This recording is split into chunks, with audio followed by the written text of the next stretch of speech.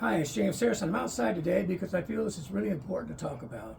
I've seen so many videos lately of people talking about using a heat gun to take dents out of the drum heads. Now, I understand that finances can be a problem sometimes when it comes to drum equipment, but my thing is always buy a new drum head. Now, a heat gun, if you don't know what it is, it's a type of it looks like a blow dryer almost, but it's a heat gun. It's for stripping paint and things like that. I bought this years ago to remove the wraps, the coverings of old drum shells when they used to be glued all the way around. And you would heat the glue up and try to peel it off without damaging the wood. These can be extremely powerful and very, very dangerous. So first off, if you're going to buy one, they probably range from about 10 bucks to 100 or more. And they have, if you're going to get one with multiple speeds, or they don't actually have temperature settings, but they have sometimes a high, medium, and a low. This one actually has a low and a high. Now, if you're going to use it, I'm never going to turn it on yet. And it's this. Let's say this head is on the drum. Now, this is the bottom snare head. They're very, very thin. But you want to go around and keep moving. Don't stay in one spot. It will melt that head very easily. Now, a truck's going to go by playing music. I can hear it as it's coming down the street. When you play music very loud, as a matter of fact. But I'm outside because I'm using something that's got fire to it. Now, this is it's actually an Adams drum head. It's probably a little bit of a different Mylar. Now, I wouldn't recommend doing these on snare drum heads at all. But if you're going to do it on a bottom head or on a head that's a single ply, you might be able to get away with a really nice professional level hair dryer and get close and get some of the small dents out. You're not going to get the deep ones. It does take more heat to do it. However, very, very dangerous to do it. So if you're going to do it, keep the heat gun moving. Keep it moving in a circle at all times. Don't stop and rest. Imagine it's like paint. If you stop, it's going to run in that spot. Okay? And the music's going to go by again, so I'll let it go by. And just to show you a couple things, I brought this head out here for a reason. I'm going to turn this heat gun. This is on low. Okay? Now, I'm just going to go around. I'm going to stay away from my hand. And I can feel the heat already emanating from the drum head. Okay?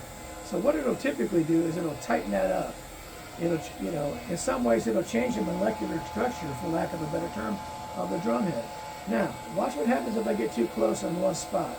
Look at that wrinkling up. Can you see that? I mean, I can see the head tightening and changing as I'm holding it. I can actually feel the heat in my hand. Now what I'm going to do to show you, if you're not careful, or you have one that doesn't have a low setting, I put it on high.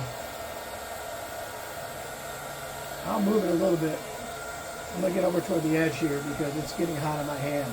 But I can melt right through that drum head in no time at all. You see that changing? I don't know if you can see it or not. I see it changing.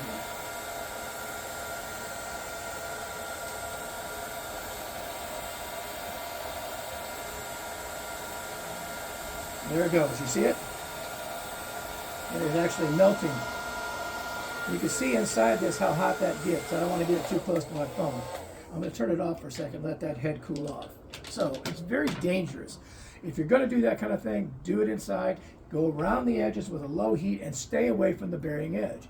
Now, the reason I say that, I'm going to use, this is a used drumstick. You can see it's frayed here, and it's a little bit chipped toward the edge. But a lot of the cheaper drum sets, the bearing edge is not smoothly sanded or very well sealed. And again, if I put this on, you'll see little flames start to pop up where there might be little burrs of wood sticking up on a shell or something. Okay? It can burn in no time at all. So you could almost kind of consider this a public safety message. Okay? And you can see that stick already. I hope you can see it. It's turning black, but there's actually a little sparks coming. I guess I'm making my own fire grain drumstick. Okay? I'll get it by the edge where the hi-hat usually hits. Now I am moving the stick, but I can see it. You probably can't see the smoke starting to come up from it, but I can. Okay, I'm gonna turn that off.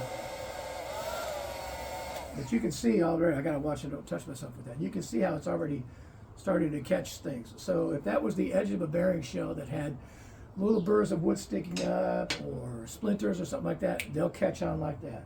And the other thing I've got is a water bottle here. Now this particular water bottle, it's one of those thin ones we all see. It's very, very similar to a lot of the Chinese drum heads that come over that are imitation heads, not the ones from Remo or anything that's made overseas for those companies, but some of the imitation brands that are over here. And again, to show you the type of heat this gun can put out, I'm going to put it on there. Look at that! Look at that bottle.